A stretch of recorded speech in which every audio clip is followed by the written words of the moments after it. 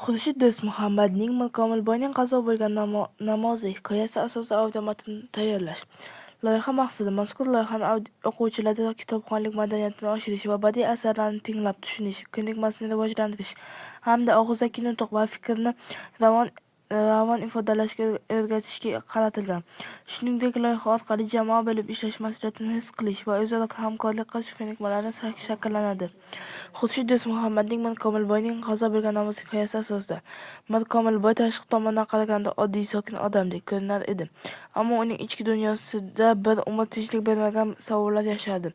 U hayotning mayda tashvishlari bilan ovora bo'lib, vaqtining qadriga yetmay yashab kelgan edi. Ayniqsa ibodat masalasi beparvoligi uni ko'p o'ylantirmas edi. Bir kuni o'tmishga nazar solib, qazo bo'lib qolgan namozlarni esladi. Bu xotira uning qalbida og'ir iz qoldirdi.